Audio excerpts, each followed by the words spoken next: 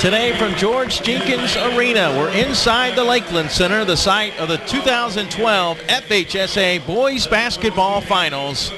Up next, a Class 3A state semifinal between the Lions of Sagemont and the Shorecrest Prep Chargers right here on the FHSAA Network. Hello, everyone. I'm Mike Rideout along with Will White. And, well, if the other 3A semifinal can be just as, if this one can be just as good as the other 3A semifinal, we're going to be in great shape for this one tonight. Yeah, that was a phenomenal game. You have Tampa Prep coming back from behind there against a great Providence team, and I think you should get a pretty good game here. I think the teams are really well balanced and very even, so yeah, we're looking forward to a great game here. The Lions, defending state champions, while Shorecrest Prep making its first ever Final Four appearance. Let's take a look at the starting lineups. First for the Lions, they will go with 3 in the backcourt. DeLucia, also Kirby. You have to, don't say this 10 times fast, but Kulachov. Igor Kulachov also at the guard position, and Cooper and Colby in the front court. For the Chargers of Shorecrest Prep, see the backcourt, Bloom, Griffin, Quiros, Koenig, and then Jay Joyer. They do have some size, but Sagemont with the height advantage. They've got a couple of guys at 6'8", Joyer at 6'7". Shorecrest Prep comes into today's game with a record of 23-8. They're coached by Daryl Bloom in his 3rd year out of St. Pete. Sagemont ranked 3rd in the state according to Source Hoops, 23-7, the defending state champions. They are coached by Adam Ross in his 4th year. So we are just a couple of minutes away from the tip of tonight's game, but we wanted to let you know that you can go buy a DVD of this broadcast by logging on to www.fhsaasports.com. Shorecrest Prep, you know, St. Pete's got to be awfully happy right now, making their first ever trip to the state tournament. And it was their senior, Luke Bloom, the son of Coach Daryl Bloom, who got them here. Yeah, we're going to see Coach's sons having a big 3A semifinal here today. The last game, we had Stan Heath, the head coach for USF's son, kind of running the show. And the same thing here with Luke. You know, those coaches' sons, you know, I have 2 young boys myself, so hopefully a little of that will rub off of them as well. Bloom had 31 points in the 86-68 win against Fort Myers Evangelical Christian. Shorecrest, they can shoot the long ball. They had 8 threes in the first half. They finished with 12 in the game, and we know depth perception will be a big issue, or could be a big issue. If they can overcome that, they got a great chance of winning this game tonight. It really is hard to shoot here. We've talked about this in some other games, but this is the very few places where you have the standalone baskets and then you have the seats so far away. Usually at arenas like USF or any major college, the seats are right there, so you get some background. But here there's no depth perception, but I really don't think it should affect them maybe too much. They shoot so many that it should just get into your routine and have some good luck. Sagemont, meanwhile, graduated 4 starters from last year's Class 2A state championship team, yet here they are. Yeah, they've got their MVP from last year's Final Four with them. Jeff Kobe is the lone returning star, but he's a Columbia University signee, and he will be one of the keys today, Will, for the Lions. Yeah, you know, he's going to come back as the lone, like you said, the lone returner, so he's going to kind of run the show there a little bit. But Shorecrest, you know, I think they kind of took on the coach's personality and the mantra, do what we do. We're a 3-point shooting team. We're a push-the-ball team. We don't care if you score. We're going to score more than you, and kind of a contrast in styles here. All right, 8 minutes up on the board. We'll play 4 8-minute quarters to determine who will play in the state championship game. You just saw on your monitor a moment ago that Sagemont is in the dark unis, and they strike first on a reverse layup by Jordan Cooper, the 6'5" sophomore. Lions with an early 2-0 lead. We are underway here at the Lakeland Center. Class 3A state semifinal. The winner will get #1 Tampa Prep for the state championship on Thursday. Boy, that didn't take long. That's a great start already for this hot shooting team. That's Johnny Koenig with the basket.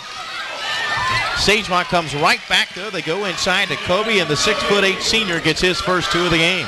Yeah, you definitely see a contrast in style here. Sagemont's, scores this year were tended to be more high 50s, low 60s. Shorecrest, on the other hand, had 2 games in the 100s, a couple 95, 97 games. So up-tempo game, get after it. Bloom with a miss, and then Kulichov got fouled. He'll go to the line and shoot 2 shots. Igor Kulichov, 16 points, 8.6 boards per game. And they say he gets in that so-called zone. When he gets in a zone, he's tough to stop. He was an FIBA Israel under-19 national team member. Yeah, who averages almost a double-double a game. Yeah, and he gets his first point of the game. That's going to be interesting. Sagemont definitely does have a height advantage. Shorecrest really only has one. Jay Joyner, 6'7" sophomore, who the coach said was the hardest worker on the team. I believe it's his cousin, Hunter Joyer, is a fullback and state champion in weightlifting, who's now at University of Florida. Koenig had mistimed his jump. However, Shorecrest Prep still retains possession. Yeah, Shorecrest really knew that they were going to have a special team this year and played a lot of really big public high schools to get ready. And you see their main offense is going to be a lot of high screen and roll with Joyner and Bloom, and then look to drive and pitch. And I know, Will, you've had a chance to see this Shorecrest team, 4 or 5 times this year? Yeah, I'll admit, I'm just as a fan of the game. I went and watched them once because they were playing our high school, Northeast High School in St. Pete, and they were a lot of fun to watch. They played hard the whole time, pressed, shot a lot. So as a fan, they were really fun to watch. So every chance I got, I went out and got to watch them play some more. Wide open look, but Koenig can't knock down the shot. Rebounded by the Lions. Quick outlet down the floor. They try to work it inside. Good hands defensively. Nate Griffith knocks it out of bounds. And they are really streaky. I mean, I've seen them down 12, 15 points, and it just doesn't really change, and then just hit 4 or 5 3-pointers in a row. So they might go 0 for 5, 0 for 6, but they're going to keep putting that ball in the air and see what happens. Sagemont beat an Archbishop Curley team that was 27-3 in the region final. Ball blocked and now taken away by Shorecrest Prep. Bloom with it into the front court to Koenig. Good look down low, layup good by Nate Griffith. First 2 of the game for the 6'1" junior. You'll see Shorecrest do a full court press, and not that they're not great at it, but I really think the more intent isn't really turnovers, it's pace. They want to create this pace of go, go, go, and you even kind of see right there, Sagemont, if they can finish well, that's going to be really beneficial, but they're just going to want to push the pace. So they press to push pace. I mentioned that Sagemont, the defending state champions, as they quickly work it into Kobe. Boy, nice spin move as he puts in his second field goal of the game. 4 points for Kobe, and the Lions lead by 3, 7-4. Long 3, an air ball by Bloom. Yeah, that's a little bit outside the range, but again, that's what, and I've had teams like that. We had 17 3-pointers in a game once against Clearwater in the regional finals. And that's going to be an offensive foul on Johnny Koenig, his first, team first. So you really don't want to start yelling at them in the sense that the purpose behind that is you just want real confident shooters. So kind of their philosophy is green light all the time. It's kind of like B.J. Upton for the Rays. It's even though he gets picked off a little bit, he gets caught stealing sometimes, but he's a very confident runner, and that's what Coach Bloom really wants out of his teams is confident shooters. Who cares if you miss a few? Just be confident and make the next one. Nice move down the lane as Joe Kirby gets his first 2. And I guess it's that old cliche, a shooter's got to shoot. Exactly. Yeah, shoot until you make it. You're 0 for 0. There's that all other cliche, and I hate to use them, but you live and die sometimes by the 3. Here's a 3 left side.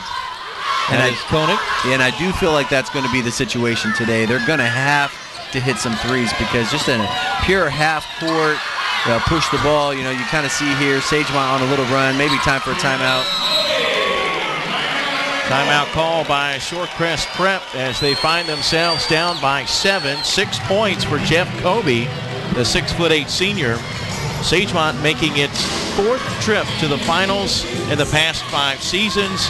And when you consider the fact that they start 2 juniors and 2 sophomores, well, it's a good bet they get a chance to get back here again next year. Yeah, I think they really, put a lot of critics to bed because everyone thought losing all the starters off last year's team that it's going to be classic rebuilding. But give them credit, they just decided that, we're going to keep going on here, and having Colby on there really, really helps. But, replacing 4 starters and getting back to the state semifinals is an impressive feat. You see the time, just under 5 minutes to play in the opening quarter. A 7-point lead for the Lions of Sagemont. One of 2 defending state champions here. Leesburg won 4A last year. They're in 6A this year. All taken away by Joe Kirby. Bounce pass to the baseline. No basket for Jordan Cooper, but he will shoot 2 shots. Yeah, Shorecrest, it was big news in Pinellas County this year. They had a lot of fundraising efforts and built a $5 million gymnasium, and it's the pride of Pinellas County. It's absolutely beautiful. Coach Bloom was such a believer in that. A company that he owns, a construction company, donated $500,000 wow. to the program. That was on Jay Joyer, his first, and the free throw is short for Jordan Cooper. Yeah, they really turned it around when Coach Bloom took over a few years ago. The program had 17 straight losing seasons, and even in mid-season when he took over, they were like 3-7 or something. And then he kind of really reintroduced that strategy of let's just put the ball up and let's just go after it. And since then, they've had 3 straight district titles.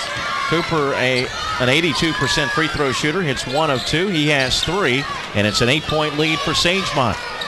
4.5 to play in the opening quarter. Long 3. I don't know about the shot selection there, Will. Yeah.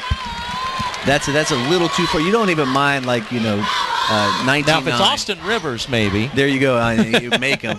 Right, but I've seen, again, the same thing. They miss a couple of those, but then a couple fall. But you're pushing 28 feet there. That's just the percentage of there is going to be pretty low. And he had a lot of space. He could have dribbled in and still had time to set up for a shot. Here's Jay Joyer at the foul line. He shoots 2 shots. Push that one off to the left. The foul was called on View Conde, his first. Yeah, 60% free throw shooter. They had a couple really interesting games in the postseason. Their first round game, again, was 101-97 overtime victory against Bradenton Christian.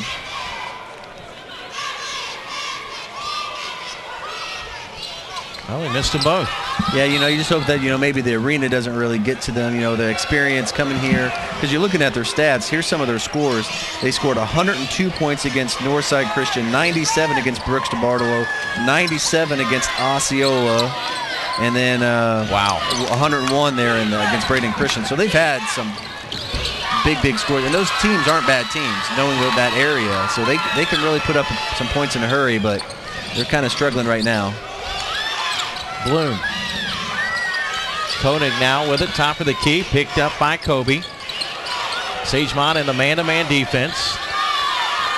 Under 4 minutes now remaining in the first quarter of play. Nice turnaround in the lane. Luke Bloom, the senior, with his first 2 of the game, and it's a 6-point game.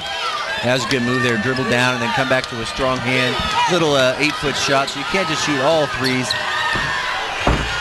Kobe down the lane, jams home his 8th point of the half. I had a dream I could jump like that once. Then I woke up. Right.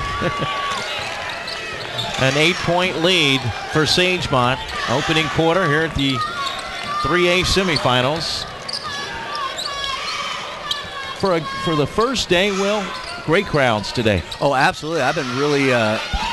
We didn't know what it was going to be here for the 1A, 2A, 3A games, but really good crowd. And a run out leads to a dunk for Kulachov. Because you have just as big or bigger of a crowd even behind us than what you're seeing on your screen right there. So it's a really good crowd today. And I didn't know what to expect. The tournament ran Wednesday through Saturday last year. And with the tournament starting on Tuesday this year, is that one is laid in by Joe Kirby and timeout called again. Yeah, adding that extra day, what that was going to do to it. Exactly, because the people that I talked to said, we'll be there later in the week. Right. As you get closer to the weekend, I didn't know what to expect for Tuesday, but I'm pleasantly surprised with the crowds that we've had for today. Yeah, and they've done just a lot of little upgrades here, I think. They playing some really nice music, kind of getting people in, letting some people do some dance-offs. And the vibe here has been really good last week and this week. We got the cheerleaders going earlier. We had a couple pep bands here, nice little crowd. So it's great. Get out, come on down here and check it out. It's a wonderful experience. We started with number 1 Chipley and number 3 West Gadsden this morning. Chipley got the win in Class 1A, so they will play number 8 Hawthorne. These rankings according to Source Hoops. Hawthorne survived the scare as they hold off Union County 56-53. Union County went to the free throw line down 2 with 2.8 seconds to play. Hit the first free throw, missed the second. Hawthorne gets the win. It'll be Hawthorne and Chipley tomorrow morning at 10 a.m. Marty Palman will handle the play-by-play, and I think I'm going to be doing the color. We're coachless tomorrow. Yeah, I was talking to him about that. So, hey, that's good. The color guy, he didn't really even do much anything. Just exactly, here, right, yeah. Hey, wait a minute. Also in Class 2A, Orlando Christian Prep, the number 1 team in 2A, defeated FAMU. Boy, did they roll today. A running clock. OCP will now play Champagnat Catholic, which defeated number 2 Grandview Prep.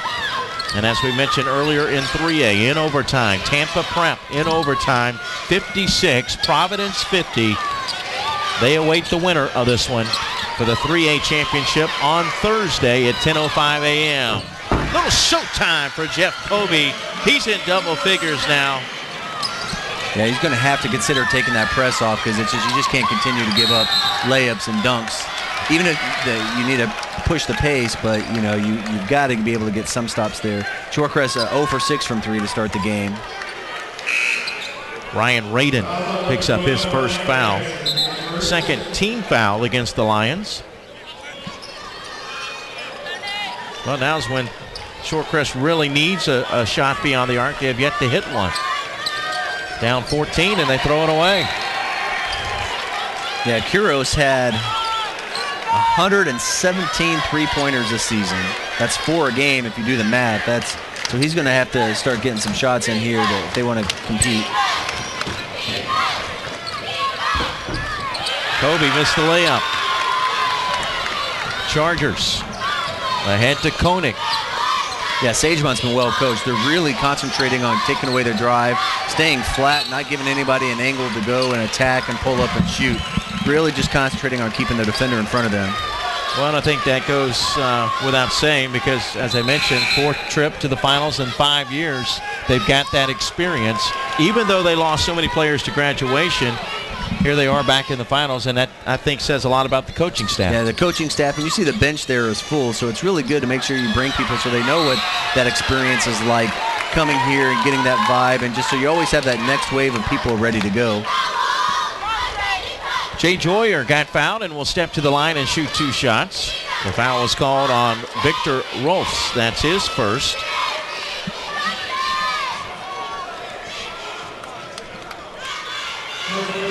Joyer, a 6'7" sophomore. And he got the roll. Yeah, Kuros was confident that was going in. He was sitting there waiting to give him a 5 as the ball rolled around the basket, but it finally went in. Joyer shoots 60% on the season. That was his first point of the game. And it's a 12-point game. Yeah, pretty good form for a big guy. Usually the big guys have trouble with free throws, but he had really good form right there. So not bad. You look for him to continue to improve only as a sophomore. Rolls for 3, no good, but rebounded by Kobe. Then he lost it. Taken away now by the Chargers. Koenig into the front court. Blows by a man inside and lays it in. That was Kulichov inside. Yeah, Koenig's really good. He's the one of the players that really will drive a little bit more than look for the 3. Johnny Koenig now with 4. Yeah, their gym was closed there, Shorecrest, while they had their construction going on. So Coach Bloom had a warehouse, so he's like, oh, let's just build a basketball court in there and practice in there in the offseason while we get ready. So, they definitely take their basketball serious over there at Shorecrest. That's good. Winning kind of breeds that, doesn't it? Yes. Yeah. A floater in the lane. No, but Kobe back to jam it home.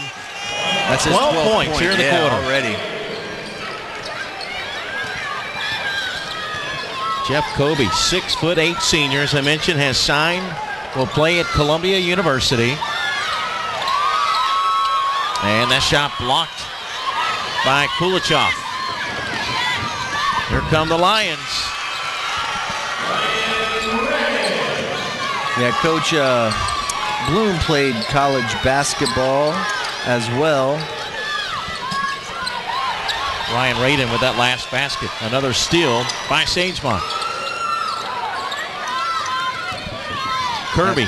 At Francis Marion. And Kobe missed the reverse layup. Well, Sagemont's doing a good job kind of taking away what Shorecrest does well, which is that three, and then they're continuing to push the ball. Nice steal there, though, by Bloom. Great steal because it was a 3-on-1, and Luke Bloom got the steal. He goes inside, reverse layup good by Johnny Koenig. 6 points for Koenig. 5 seconds to go. Got to look to get a shot off. And that shot won't go down for Kulachov, and that is the end of the first quarter here at the Lakeland Center. Sagemont doubles up Shorecrest Prep. The Lions, the defending state champions, the Chargers in their first ever Final Four. We'll head to the second quarter right after this timeout on the FHSAA Network. We can get a player up here. Oh, that's good stuff. All right, perfect. Prepare a Wiley Ballard graphic. Do you want me to start the stream? Start the stream. Camera 3. Beautiful. We're coming in on 1. For more information on how your school can join the Play on School broadcast program and participate in the FHSAA network, go to FHSAAsports.com/SBP. Mike Rideout along with Will White back here at the Lakeland Center. Class 3A state semifinal. Defending champions, the Lions of Sagemont, with a 12-point lead over first-timers, the Chargers of Shorecrest Prep. Yeah, Shorecrest really just couldn't find their groove there, going 0 for 6 at one point. We'll get the stats here in a second from three-point range. However, give them credit, they did kind of, they hung in there enough. You don't want to be down 12, but it could have got even away from them even more than that, and they had a couple good finishes there to keep it close. Sagemont shooting 52.4%, but they've had a lot of lay-ins and dunks. Shorecrest Prep 35.7%, 5 of 14 shooting. Try for 3, no good by Nate Griffith. Long rebound. Here come the Lions. Off the glass, yes. Joe Kirby with 6. By the way, your officials for today is that 3 is no good. Kiros with a miss. And they are now 0 for 7, Will, beyond the arc. Traveling is called.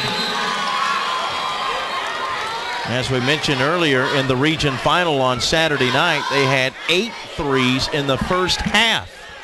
Yeah, they can really get into that groove, like you said, the 8 threes there. And I can't remember with the Braden Christian game, but I know they had, I think it was 10 or 11 three-pointers that game.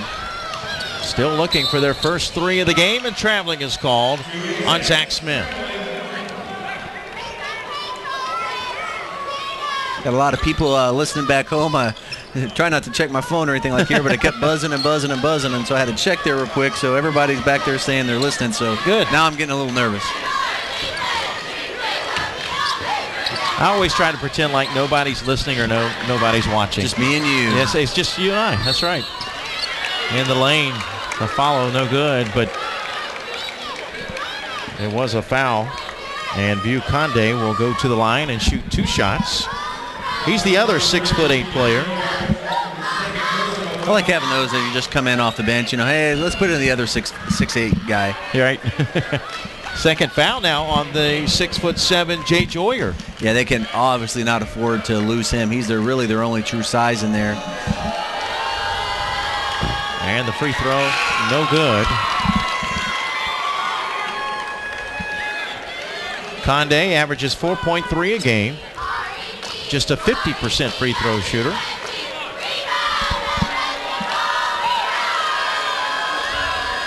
And he's right on his average. First point of the game for View Conde. A 15-point lead for Sagemont. Ball stolen away. Kirby picked his pocket like a thief in the night.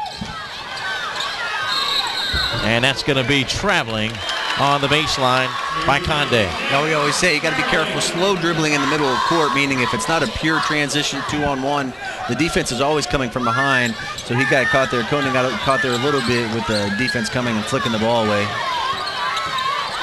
Shorecrest Prep looking for their first points of the second quarter. We played a little over a minute.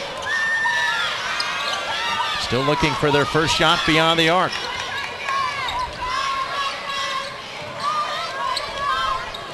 Adam Ross of Sagemont made the comment that this team was longer and probably more athletic than last year's team. And that's scary considering they were state champions. Nate Griffith with the basket, he's got 4. But then again, that's sort of what happens when you get a program going in the right direction is every day in a practice is you have that state championship team, so that second team's practicing against state championship caliber competition. So either it's fight or flight. Either you're gonna pick up your game or you're gonna get destroyed and embarrassed every day in practice. So that's how you kind of see often with a good coach. Obviously, it kind of starts there, but then, with those everyday battles that you're going to have in practice, you're going to be ready. Speaking of battles, I had the pleasure, a couple years ago of broadcasting Fab Mello against Patrick Young, Sagemont and Providence in the semifinals. Wow, what was that like? That was great. That was awesome. Yeah, we had some. Providence would win that game, and they went on to win the state championship. We had some of those. We had some All-Americans on the girls' side last week with Nia Johnson and Alexis Prince, but they didn't play against each other. So that would have been fun to watch. The kind of the best players in the state kind of going against each other. Although I thought the tournament last week worked out really well with some great games. After a miss, here comes Kobe down the lane to jam it home. 14 points for Jeff Kobe. Yeah, they might consider even having to put maybe a smaller guy on him just to box him out. Because whoever's guarding him, he's getting around pretty easily, obviously. That's his 3rd or 4th putback dunk. Good pass inside. And Jay Joyer lays it in. 4 points for the 6'7 sophomore. Back to 13 points. And a foul at the other end against Nate Griffith. That'll be his first, team 4. And what's great about this broadcast is I remember being here in the Final Four. My wife was in Colorado doing business, so being able to kind of follow the games through the computer. So people being able to watch this game all across the country. You got people and family from all over. They were emailing their family and friends saying check it in. So this is great. Play On Sports giving everybody an opportunity to watch the game and see what's going on. Yeah, and they've really elevated, the finals, because in the past it's been an audio only broadcast. But Play On Sports in their first year now, taking it to a new level with a video. Yeah, it's really nice because, I don't want to get fired or anything, but having the game going on at work, maybe in the background, still doing your job or whatever, but just kind of being able to see what's going on with all these teams that you hear about all the time. You hear about the Providences and all these great players, and being able to tune in and watch the games is a really great experience. A little over 5 minutes to play until halftime. And now, for the first time, we see the Lions being a little patient on offense. Looking inside, but nothing there. Now they go inside to Kobe.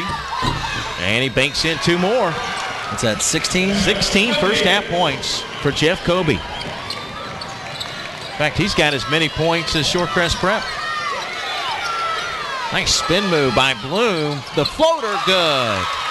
Yeah, they just have to get some stops because they're gonna get some points. I'm pretty confident of that, but at some point they do have to slow them down. Stolen away, Bloom. First try for 3, missed badly. Right now, just out of sync. And Adam Ross of Sagemont wants a timeout. But I think it was a 12-point game coming into this quarter. So again, the Shorecrest this quarter at least is kind of hanging around there. They just need a couple baskets to go the way to feel like they're still kind of involved. Shorecrest Prep averaging 62 points a game. 9 times this year they've scored over 80. Twice they've been over 100, as you mentioned earlier. 2 over 90, but they've also given up 90 to Pinellas Park. So. Yeah, exactly, which isn't, traditionally one of the powerhouses or whatever, although they've really turned their program around. They're going in the right direction. So, yeah, you make a good point. They're winning some big games, but it's 84-79, so they give up a lot of points. It's kind of like Patrick Ewing back in the day. We make a lot of money, but we spend a lot of money. Right. So we score a lot of points, but we give up a lot of points. But one of the reasons they score a lot of points is because they hit the 3-point shot, and they average 8.5 per game. They also average 13 steals per game, and we really haven't seen much of either one of them here in this first half. Yeah, and that's why it's 13 points, because that's just, you said that before the game, kind of the live and the die. They are changing up here a little bit, just trapping in the sidelines, but if their three-pointers aren't going down, it was going to be a tough road for them. Nice shot off the glass, left side. Joe Kirby with 8-4 in each quarter.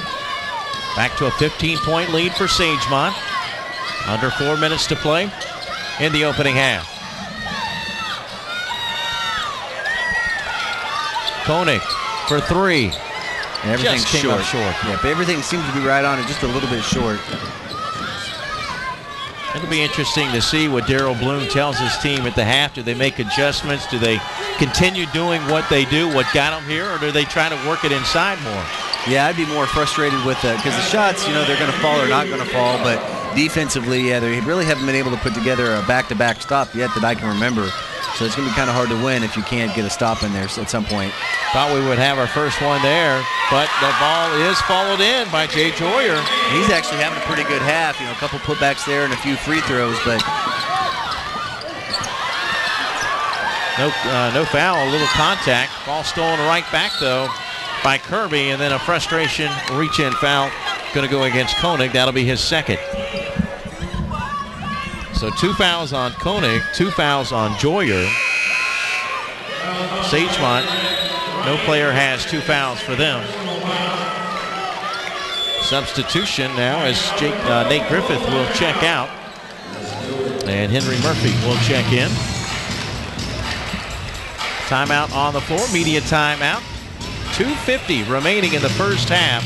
Sagemont with a 15-point lead on Shorecrest Prep. The Chargers 23-8, making their first ever finals appearance, while the Lions, we've mentioned, defending state champions, despite the fact that they lost 4 starters from last year's team. Here they are again, and when you consider the fact, we mentioned this already, that they start just 1 senior, 2 juniors, 2 sophomores. It's a good-looking team. Yeah, and I like kind of, if you're looking over the roster here, you see a couple freshmen, a couple sophomores. Even if those guys don't end up playing, just being there, getting ready to say, hey, guys, this is what we expect of you next.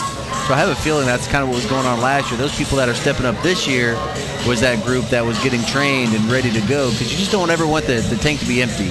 You don't want to go in and, oh, well, we graduated 4 seniors, so let's rebuild. No, let's rebuild while we're on our run. Let's get everybody ready in practice every day so you can kind of keep a tradition going. And Sagemont's obviously got that going.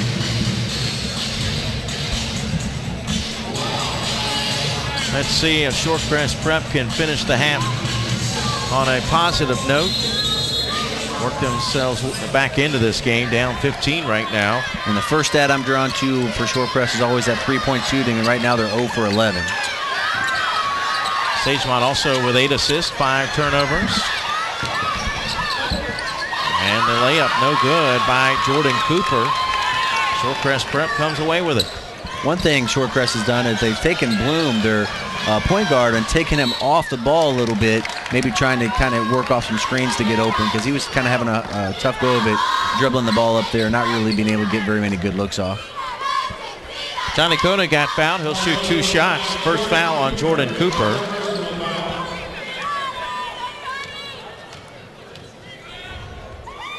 Koenig shoots 65% on the year, averaging 14.7 points a game. It's interesting that Shorecrest Prep lost 2 brothers for the season.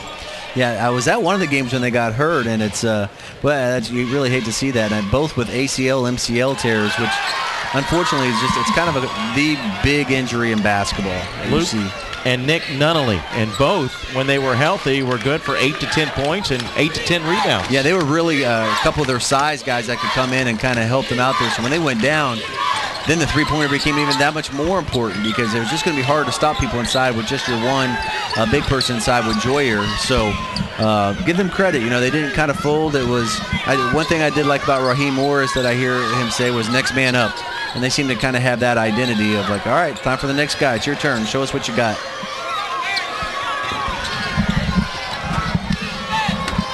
Again, Sagemont working patiently on offense. Leading by 13. 1:41 left in the half. 3 ball no good by Kirby. Loose ball on the floor. And it goes out of bounds on the baseline. Back to Shorecrest Prep. Hey, a 3-pointer here, and it's a 10-point game. So it is as bad as a half as it's been. It's far from over. And and not trying to, kind of set anything up or anything like that, but just being honest, it's still a pretty close game, considering. Yeah, and I'm with you on that, except for one thing. They have yet to hit a three. That's it.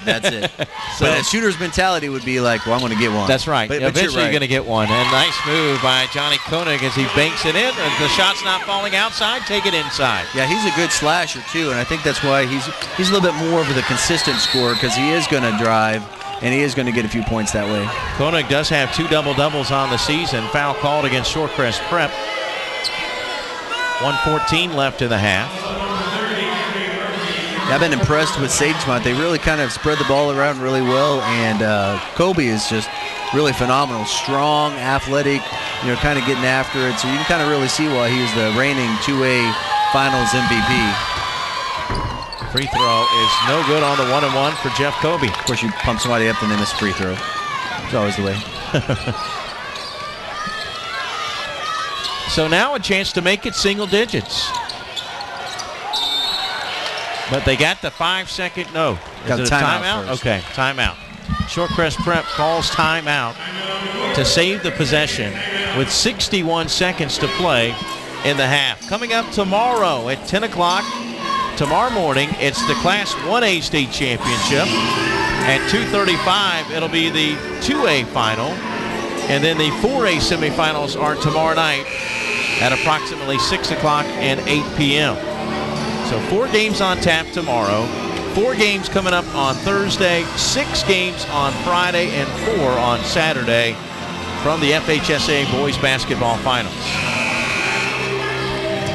Yeah, if you're Sagemont there, you'd probably be hoping you would be pulling away a little bit more from here. So, if I'm coach, I'm saying, let's keep it going. Let's attack, because that's when they were getting their best looks, when they were getting that ball out, getting after it, and really looking to get the ball back. And had a couple of big dunks there. Tampa Prep awaits the winner in the Class 3A state championship game Thursday at 10:05. Kobe, no. The ball tapped out of bounds. Last touch by Quiros. Lions retain possession. You see most of Sagemont, you kind of have this Mohawk look going on. I'm not sure if you can quite notice that there, but kind of a team unity building sort of thing going on there. We'll see if Sagemont plays for the final shot of the half. They've been patient here in the second quarter. Yeah, Shorecrest in an extended 2-3 zone, looking to trap out of it when they can get a chance. Well, that's a nice shot. Good by Joe Kirby. Yeah, because he was under pressure, hand in his face, and still knocked it down. 6 of his 10 here in the quarter. Back to a 13-point lead. Good look inside. Koenig got bumped. They're going to call the foul on the floor. Yeah, Coach Bloom really wanting for them to say that was on the shot, but they're calling it on the ground. At first, I wasn't sure if they're going to call a travel or not, so that's kind of like the compromise. We'll call a foul, but we're going to put it on the ground. Second foul on Victor Rolfs. 15 foul against Sagemont. Koenig looking. Gets it into Murphy. Long 3. Boy, almost knocked it down, but Quiros comes up short, got his own rebound, and then got fouled. Yeah, and give Sagemont credit, because the three-pointers that Shorecrest are getting are 22, 23, 25-footers. And that's getting close to NBA range, and those are tough, especially with the hand in your face, no matter how good of a shooter you are. And Rolfs quickly picks up his 3rd foul. Ricky Quiros, the senior, looking for his first points of the game, comes up short there. You start thinking about, well, if the 3 isn't working, how do we adjust as an offense? Well, the only thing you could do there is start trying to get the ball inside, but then you're going up against Kobe, inside with Joyner, and that's just going to be a tough matchup. Will Quiros shoots 79% from the foul line, but he's one of the best three-point shooters in the country. 117 three-pointers on the season. Yeah, people don't realize how many that is. We have a girl that started as a freshman that's playing Division I basketball at FAU, and she's the leading three-point shooter at the school and had 225 for 4 years. So 117 three-pointers in a single season is extraordinarily high. A 3, no good. Kulichov can't finish, and that is the end of the first half. Well, I mean, all tight. things considered, the fact that Shorecrest Prep does not have a single shot beyond the arc, Will, heading, I know you hate to be down double digits going into the locker room, but still it gives Coach Darrell Bloom something to work with. Absolutely. If you're going to the locker room, I'm Coach Bloom. I'm like, it was a tie second quarter. We were down 12. We hung right there with them, and we haven't done anything that we do well. So therefore, the way that they play the thing, we're 4 shots down. That's it. So we're right there. Yeah. Now, meanwhile, if you're Adam Ross of Sagemont, what do you tell your team? They really got to push tempo a little bit more. And part of that was Shorecrest that did take off their press and kind of went more into a half court. But they got to look to get Kobe the ball inside, because every time he's caught the ball close to the basket, he scored. All right, we'll take a break. We'll come back a couple minutes before the start of the second half and recap the first half with our first half stats, our halftime score. The defending state champions, the Lions of Sagemont, 37. The Chargers of Shorecrest Prep, 25, right here on the FHSAA Network. We can get a player up here. Oh, that's good stuff. All right, perfect. Prepare a Wiley Ballard graphic. Do you want me to start the stream? Start the stream. Camera 3, beautiful. We're coming in on 1.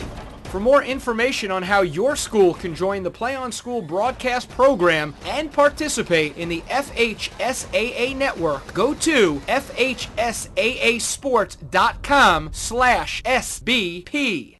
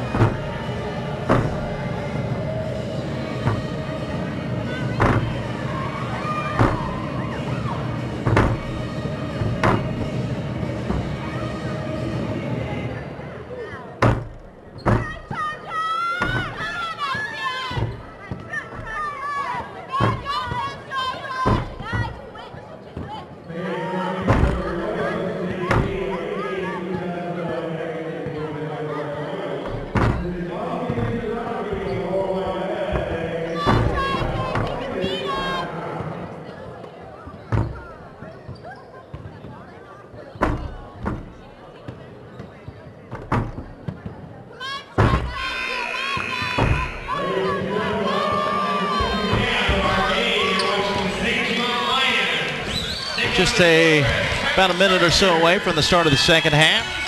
Sagemont, the defending state champions, leading by a dozen. Let's take a look at our first half numbers. And we see that, well, this Shorecrest prep team, which has been able to hit the three-point shot in the first half, will 0 for 12 beyond the arc. But overall, I mean, 10 for 25 is still 40%. Yeah, not bad. It's still early in the sense that if you look at things, 0 for 12, even if they were 4 for 12, 33%, it's a tie game. So that's how quickly a three-pointer can change a game. So they're not out of it by any means.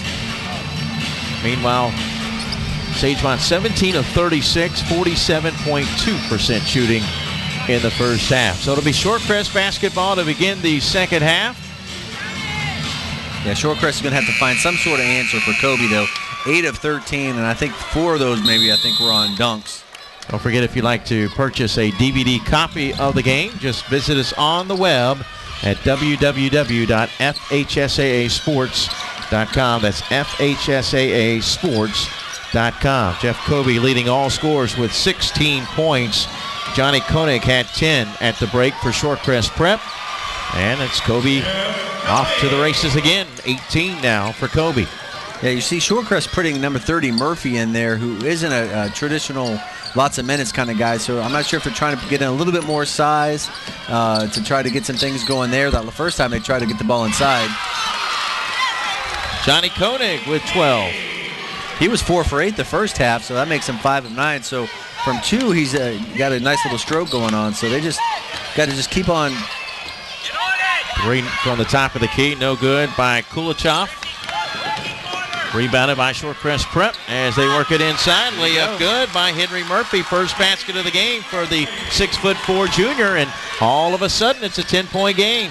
Yeah, he only averages 4 points a game, so Coach had a good vibe. They're already paying off. So neither team has hit a shot beyond the arc today, but Sagemont really hasn't had to. Was blocked. Delusha got it back after the miss. The follow tap no good by Kulachov. Basket good and a foul. And you see, we talked a lot about that last week, but offensive rebound putbacks often end in and ones. It tends to be if you get an offensive rebound, the defense is out of position and they're trying to come back and make a play. If you go up strong on an offensive rebound, you end up getting to the free throw line quite a bit. And that's what Kulichov did that time. Second foul on Henry Murphy. The free throw is no good, however. A 12-point lead for Sagemont. We mentioned Shorecrest Prep's ability to hit the three. How about Luke Bloom? He's a guy that can definitely get hot. He hit 6 threes in the fourth quarter of a comeback against St. Pete Catholic in the district championship. Long three there. Boy, that looked good, but it comes in and goes in and comes out for Bloom. Yeah, and that was that game was over. St. Pete Catholic was really starting to pull away from it a little bit, and then he just took over. Most of those were 25, 26-footers. And you know, Will, sometimes when you are a three-point shooting team, all it takes is one. It seems to get contagious. You're absolutely right. And it's just, that shooter's mentality. You get that feel and you get that confidence back. Kirby, 15-footer, no good. Rebounded, though, by Sagemont as Cooper crashed the boards and draws the foul. That's going to be his third foul, and they can't ill afford to lose Joyer. Yeah, Bloom only sitting with 4 points right now. Their leading scorer at 20 points a game.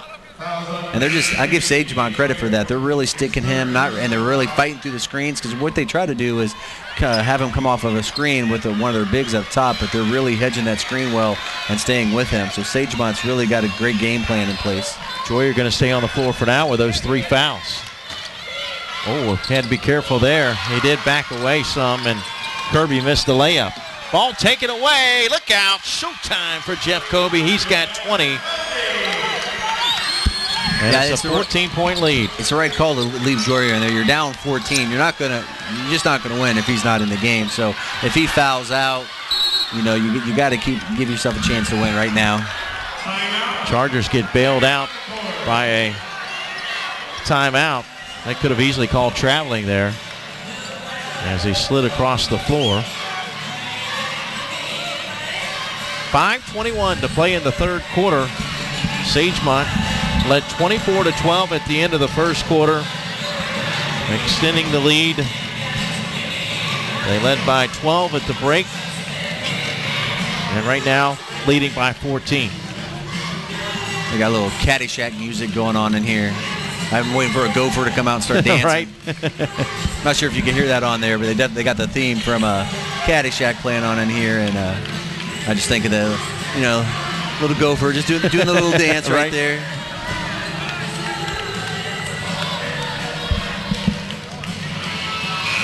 Don't forget, the winner of this game will play number 1 Tampa Prep, which survived in overtime against Providence of Jacksonville, 56-50.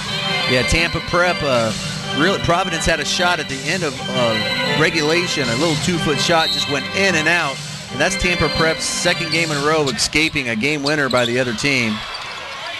Ball deflected, saved by Kobe, but out of bounds. Yeah, they try to do a backdoor lob there to give Joyer a dunk. And it just takes something, like you said just a second ago, maybe a big dunk or a big 3. That's all you really need to maybe get back into the game. Shorecrest 0 for 13 from 3. And again, we keep harping on that just so you know, because that's their big scoring opportunity. So that's kind of the stat that really jumps out at you. Shorecrest Prep with their best record in school history, making their first ever Final Four appearance. The ball blocked by Kobe, but a foul called will send Luke Bloom to the foul line. Here's what's interesting. Bloom's only a 63% free throw shooter and shoots almost 40% from 3. So you would think someone who shoots that well from outside would have a little bit higher. And I've seen guys that can shoot pretty well from, vice versa, in other words. Right. So. Foul was the second on Jordan Cooper. And the free throw good by Luke Bloom, the 6-foot senior, now with 5. Luke Bloom, leading scorer and assist player for Shorecrest Prep, averages 19.9 points. As the second free throw is good. 1,000-point club member, double-figure scorer and starter for 3 consecutive years. In fact, both him and Kiros, the first boys 1,000-point scorers at the school in 10 years. Yeah, you have a coach from Sagemont Icano, he's had a good start to his career. Regional semifinal, state runner-up, state champion, now back in the Final Four. Jeff Kobe takes it away. Look out. Kobe with another dunk. 22 now for him. It's got to be 6 or 7 dunks. The Columbia University signee extends the lead to 14 again. Baseline drive by Bloom, and he lost it out of bounds, but it was knocked out of his hands. Last touch by Sagemont. I've had 6 or 7 dunks, but that's usually the donut and the coffee in the morning. Right. Yeah. No, he's really impressive to watch. Just really good body control. Ball deflected and stolen by the Lions. Joe Kirby picks up the loose ball. It's hard to pass a lob pass out of a double team. You try to teach, get the hands up and then go low. And so he tried to pass over the top of the guys right there, but they were just too long and were able to get their hands on it. I think the games here are often, I'm watching a Shorecrest parent over there, Jay Joyer's dad, and I think often the games are more stressful on the parents than it is the players. Kirby splitting defenders. And now the pass back by Rolfs. Deflected out of bounds by Shorecrest Prep. And we have a timeout on the floor. Media timeout. A 14-point lead for Sagemont here in the Class 3A state semifinals. Getting back to that Class 3A semifinal earlier, the game in overtime between Providence and Tampa Prep really offset a great performance tonight by Cameron Naylor, who's headed to the University of North Florida. 16 points and 16 rebounds in the loss. Yeah, he was fun to watch, and he did that through a lot of foul trouble as well.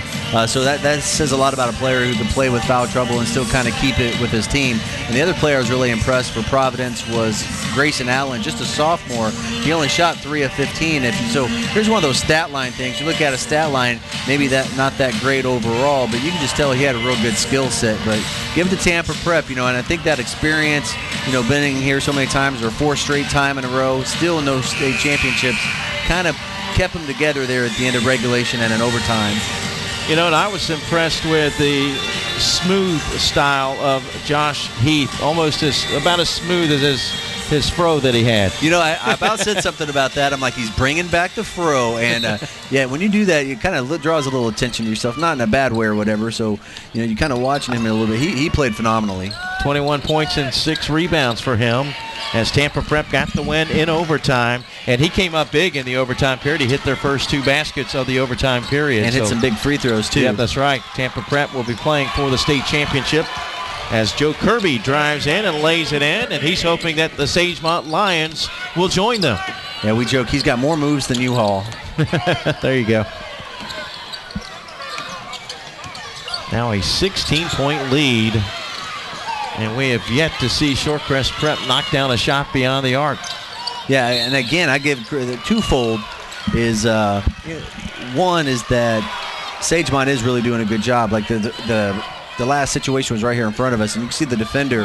He wasn't going for any of the head fake drives or whatever, thinking you're going to drive. I'm going to keep you in front. I'm going to keep my hands ready to get up if you shoot. If you drive, you drive, but I am not giving you an open three-pointer. Ricky Quiros picks up his second foul. Sagemont working patiently on offense again with his 16-point lead. Rolfs, as they now work it around the perimeter into the left corner. Cooper, left baseline, 15-footer, no good. Rebounded, though. Well, the follow shot was blocked away. Rolfs had a shot blocked. And as Koenig split defenders, he draws the foul. And I've been in situations like this. We did have a team that came here and was predominantly a three-point shooting team, and it's really hard to, Leopard doesn't change its spots, and so some people might say, well, maybe they should change this or that. Well, their game isn't going to be pounded inside and post moves and this and that. It's what they do. So you got to kind of go with what got you here. You got to go to the dance. You got to dance with the person that brought you, kind of thing. And although as any game, you might want to make little adjustments. Like bringing him in, he's done a really good job off the bench there, Murphy. Yeah, Murphy with both his field goals here in the third quarter. Back to a 14-point game. Under 2.5 minutes to play. Still been around that 12-14 point margin since that first quarter, so it's been relatively even. It's just Sagemont can't pull away and Shorecrest can't get it under that. Kulichov got fouled, and he'll go to the line and shoot 2 shots. Just like saying that, Kulichov. I can say it if I look at it because I wrote it phonetically. Same way, Kulichov. 3rd foul on Henry Murphy. Certain things like that, you just kind of like to say a certain way. We have a person on the team, Aspen, so we just like to call her Aspen.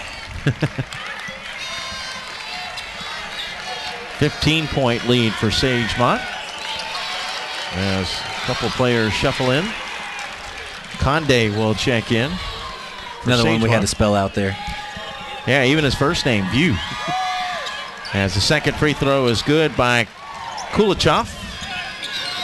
7 points for the 6'5" junior. 16-point lead for Sagemont.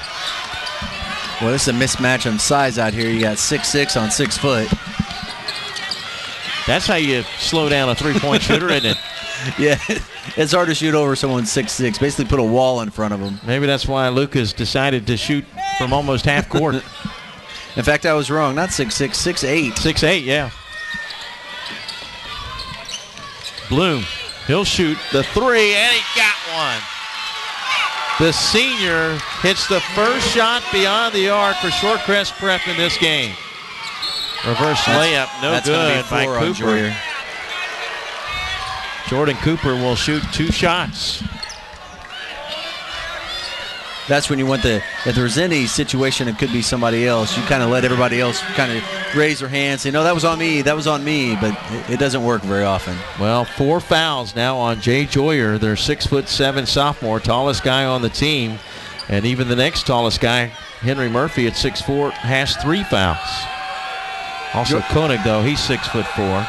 Joyer must have said something there. If you were watching there, him and the referee just shook hands. And I'm not quite sure I've ever seen that during the game. Just kind of I don't know if that was an I'm sorry or okay, I hear you, but shaking hands there. 1:48 left in the 3rd quarter. And the second free throw good again by Jordan Cooper. He's 3 for 4 from the line, 5 points in the game. And the shot rejected by Conde. And it's going to lead out to a dunk at the other end by Kulichov. If Sagemont puts together a highlight tape, I think those last 2 things will be in on it. Nice block off the backboard, back out, outlet pass, dunk. That's video game-esque. Loose ball. Players fighting, teammates fighting over the ball. Lions come away with it. And the basket good for Conde, and he'll go to the line for a 3-point play the old school way. And right now, Will, it's kind of getting out of hand. Yeah, now they're, like we were talking about, Sagemont really couldn't pull away, and they've started to do that, obviously, from going from 12 points to almost 20 now.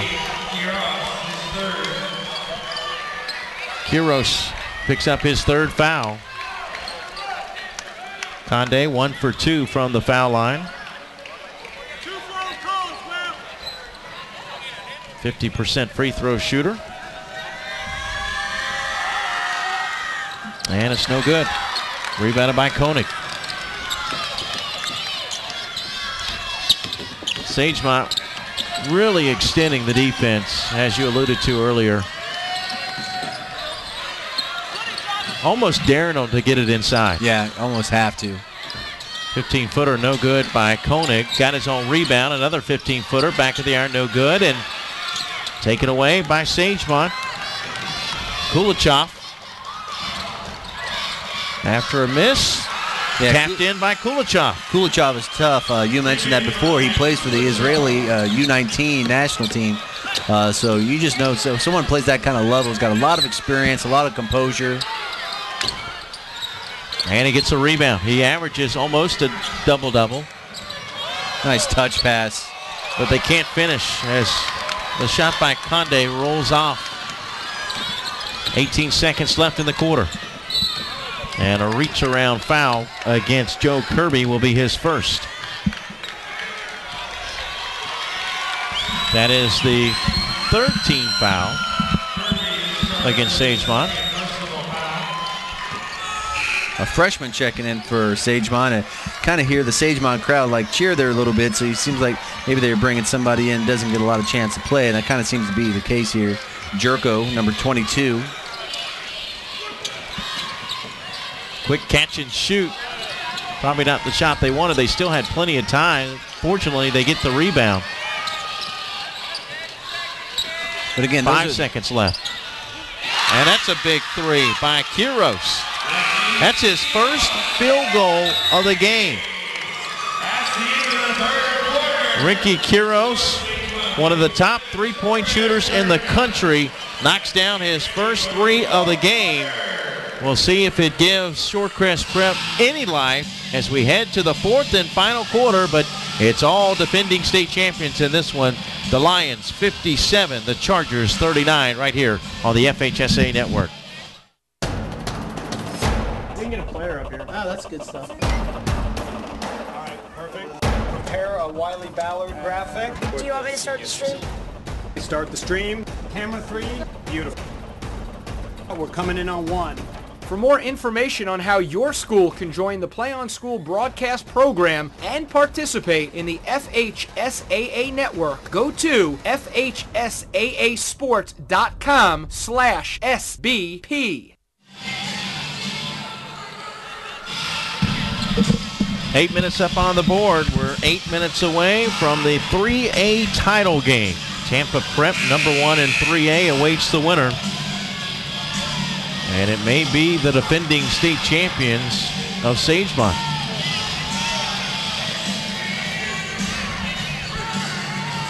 Sagemont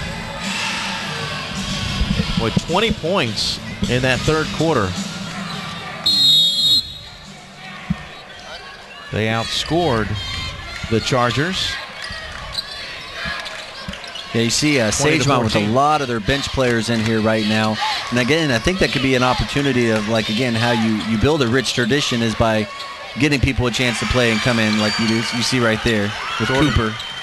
Jordan Cooper, a sophomore. 6'5", using his height underneath. But that's what you do, you give those people a chance. So this is that next wave that even though they only lose a couple people for next year, again, building and building and building. Bloom misses the 3 attempt.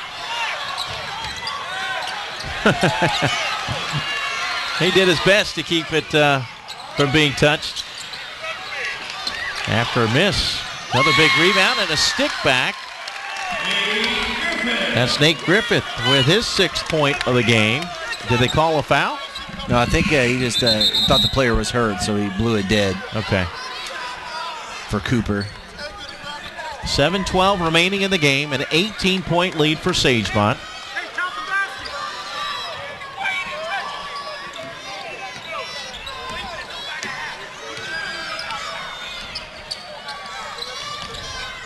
Lions 23-7 on the year under their 4th-year head coach Adam Ross.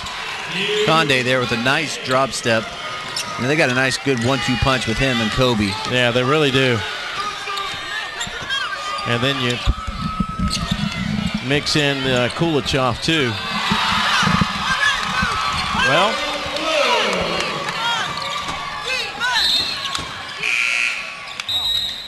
with Bloom now in double figures with 11.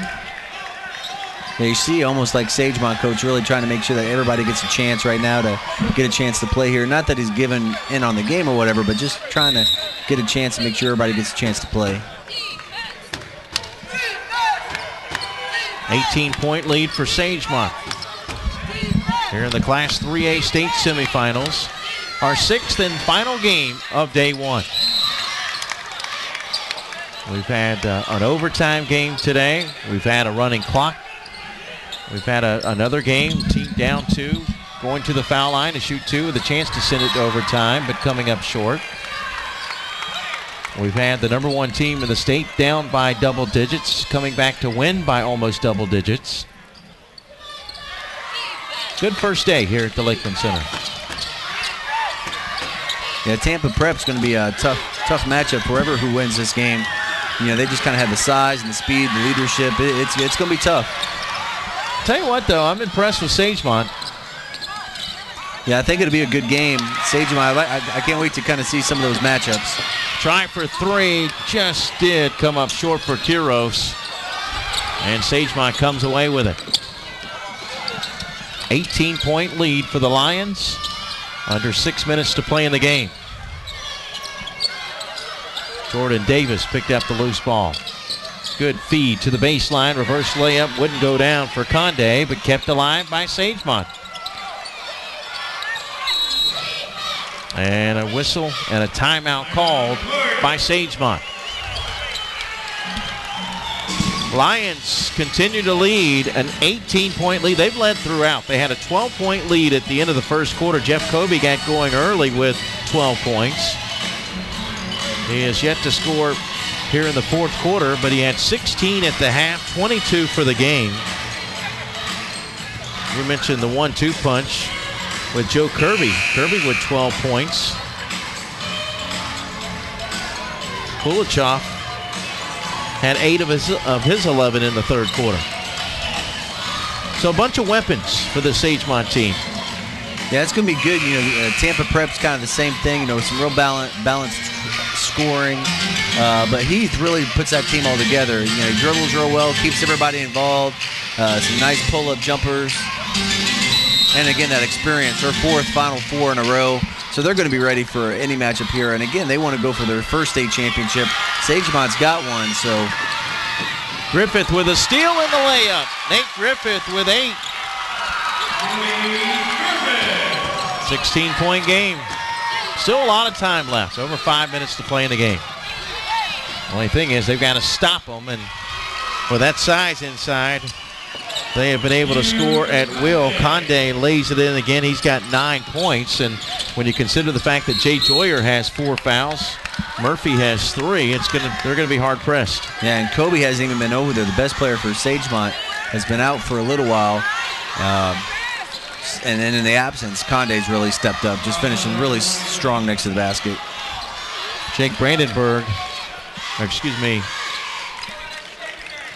Phil Hughes, my apologies, called for the personal, his first. There's Luke Bloom at the line, shooting 2, where he's 2 for 2 today. And he gets the shooter's roll. Brandon Marshall, a freshman, checking in. They have him listed as 6 foot. He's 5'6", 5'7". Second free throw, good again. I just say that I like giving the coaches a hard time with some of the heights that they put in. Right, yeah. Oh, that's a walk. All right, the Sagemont coach had enough. It's like, all right, time for the fresh big boys. 5. Here comes the original starting 5, in fact. Kobe, DeLucia, Kirby, Cooper, and Kulichov.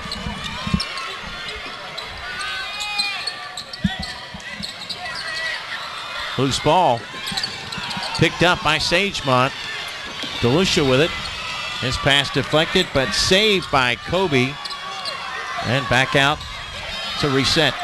And again, I really like the Sagemont unity thing. They all have mohawks, or a majority of them do at least. They played really well together tonight.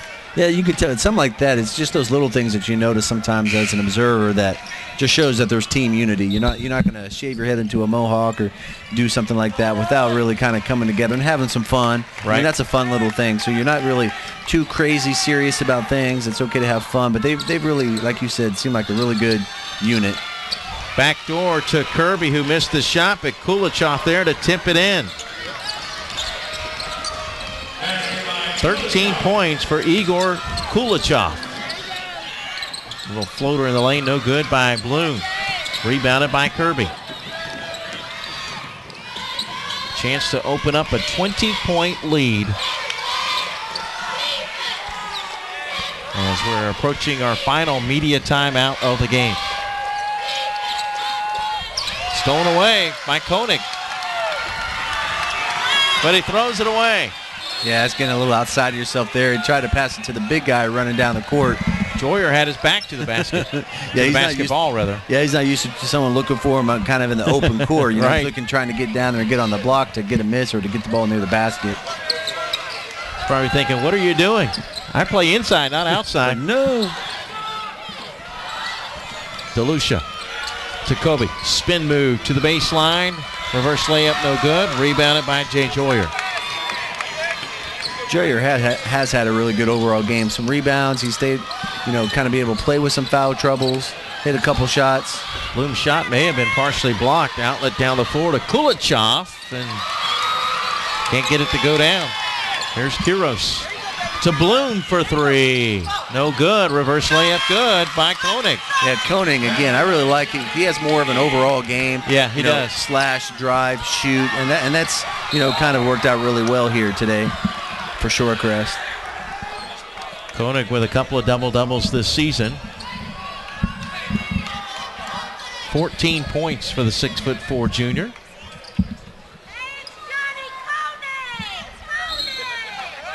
And it will be a 1-and-1. The foul was called on Luke Bloom. That'll be his first. And it will send Jordan Cooper to the line for a 1-and-1. Cooper today 3 for 4 from the foul line. You started thinking here as Coach Sagemont is you definitely want people healthy for the next game. So he takes Kulichov out there, and Kulichov, you could tell, was like, hey, I want to keep playing, Coach, but tell Coach, like, hey, you just took one big beating right there. Let's save it. And we'll put you back in if we need you, but hopefully we don't from their perspective. Cooper, an 82% free throw shooter, hits 1 of 2, but an offensive board for the Lions.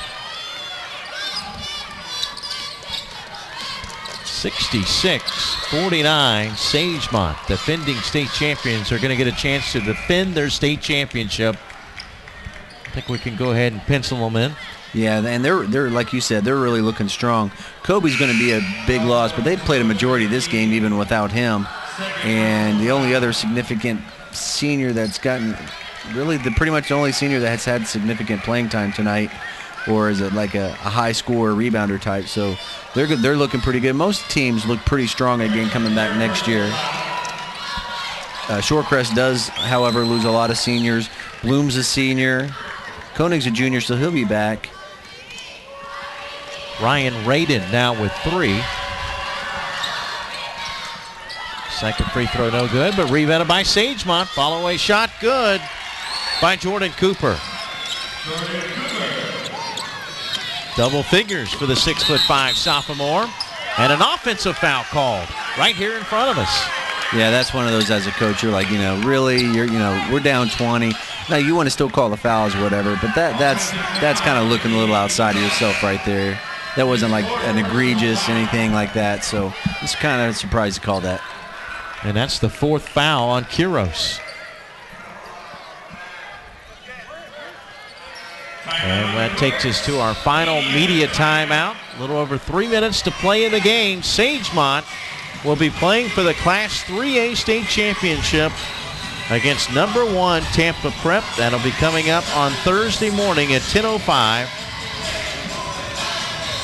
2 of the top 3 teams in the state will play in 3A. 2 of the top 3 teams in the state will play in 2A. In the 2A championship tomorrow at 2:35, it'll be OCP, Orlando Christian Prep, ranked number 1, against number 3 Champagnat Catholic. They knocked off number 2 Grandview Prep earlier. And also number 1 Chipley, a winner today over a West Gadsden team, which was ranked 3rd in the state and had won 16 of their last 17. Chipley will take on Hawthorne in a matchup of top 10 teams. Yeah, I think Sagemont is going to be a great matchup with Tampa Prep. Josh Heath, again, we've talked about Tampa Prep as a point guard who can really make everything happen. Had 21 points in the first game. Devontae Morgan, a 4-year player for Tampa Prep. So this is his 4th Final Four. And who I was really impressed with was number 23, Rabagwe, a nice, strong post player for Tampa Prep. So it's going to be interesting to watch Rabagwe go up against Kobe inside and that kind of matchup inside. Watching the 2 different teams, I do think that would be a really good matchup for both teams. So I look for that to be a pretty close, hard-fought game. Also, the only 1 versus 2 matchup this week coming up tomorrow. Godby of Tallahassee, ranked 2nd. Lake Highland Prep, ranked number 1. That's in Class 4A tomorrow night. Yeah, lots of good games this week. It's again going for the more classifications. You get this extra day in here. But it just allows for more great games and competition. So you look for a great week of basketball here in Florida. Florida basketball has really grown. I think I've been in Florida for 13, 14 years. And even in that time, I think it's really grown leaps and bounds. It's gotten so much better at all levels. Bloom with a miss in the lane. And a foul called along the baseline on Sagemont. This will be on Marcelo Serpa. That's the first on the 6'4" sophomore.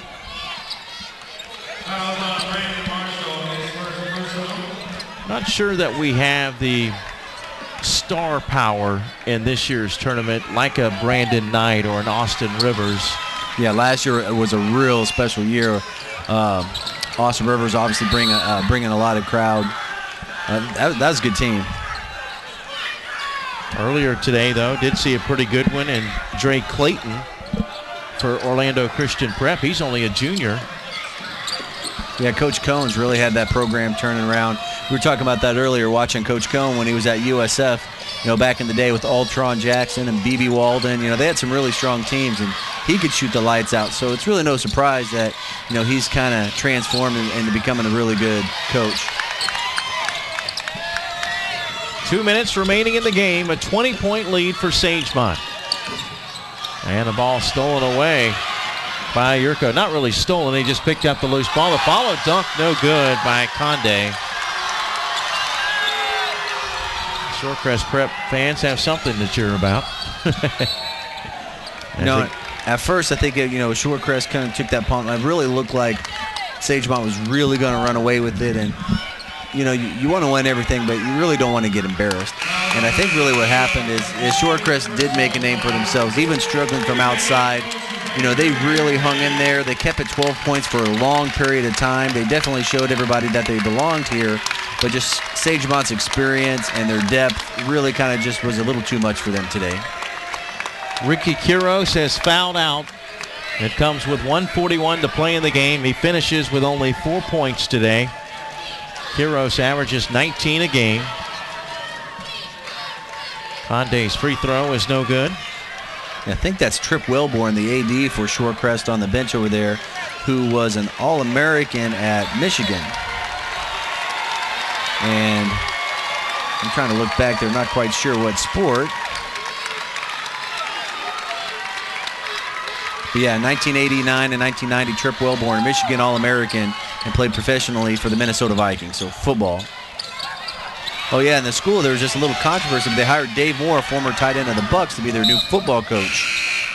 So, they kind of put in some star power, really turned their programs around. Their baseball team's always really strong.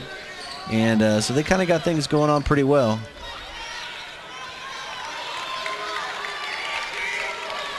Chargers had a couple of wins against 7A public schools this year. Both of them were in overtime, Pinellas Park and Osceola. Long three again by Bloom. No good. Tapped out of bounds by Sagemont. Yeah, if I'm going out, I'm going out firing. Yeah, Shorecrest had a couple overtime wins just to kind of get here. That overtime against Admiral Farragut. They had an overtime against Braden and Christian. And they actually had an overtime against St. Pete Catholic in their district final. So 3 overtime wins just to get here. Bloom for 3. No good. Maybe a fan favorite? Can't get it to go down. That was Andrew Roy, a 6'5" senior. 1 minute left. Saw the same thing I did. The cheerleader, he came in, got the ball. The cheerleader started yelling loud. No basket. That's an offensive foul. Brandon Marshall, 6-foot freshman, was looking for his first 2 of the game. Instead, picks up the foul. And this is interesting, too. Shorecrest Prep had a losing record for 17 consecutive seasons until 2010, and here they are in the Final Four.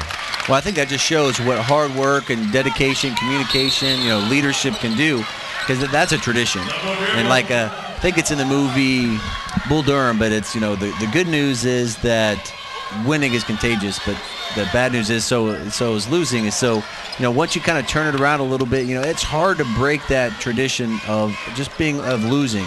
So, and I think they kind of started together just by working hard and saying, you know, we're going to get this together and really turned it around. Well, and they've been building it over a period of time. Coach Bloom started at Shorecrest in 2005, coaching the current group of seniors as middle schoolers in the 7th grade. 6 years coaching the same group of seniors, including his son, Luke Bloom. Yeah, and, you know, and they look like that. You know, they had real good chemistry. They moved the ball around. They just didn't shoot very well. And Sagemont had really good defense, but it definitely wasn't for lack of, you know, fundamentals and ball movement and heart. And the ball gets thrown out of bounds right here in front of us. Brandon Marshall just got his first two of the game for Sagemont. Just under 12 seconds remaining. 71-49. Sagemont will play for the Class 3A state championship against number 1 Tampa Prep. Yeah, so that they'll go for their second. And Tampa Prep will be going for their first state championship. That'll be coming up 10:05 in the morning on Thursday. Well, Will, enjoyed it again, as always. I will see you Saturday. Saturday, look forward to it. Final score, once again, the defending state champion Lions of Sagemont. A winner today, 71-49. Don't forget, you can buy a DVD of this broadcast by going to FHSAA Shorecrest Prep season ends at 23-9, but it was their first appearance in the state semifinals in school history. So congratulations to Darrell Bloom and the Chargers. Congratulations to Adam Ross and the Lions. They are headed to the 3A state championship. Once again, the final score, Sagemont 71, Shorecrest Prep 49. Now speaking for the entire crew at Play On Sports and for my broadcast partner, Will White, I'm Mike Rideout. Good night and God bless. We can get a player up here. Oh, that's good stuff. All right, perfect. Prepare a Wiley Ballard graphic. Do you want me to start the stream? Start the stream. Camera 3. Beautiful. We're coming in on 1. For more information on how your school can join the Play On School broadcast program and participate in the FHSAA network, go to FHSAAsports.com/SBP.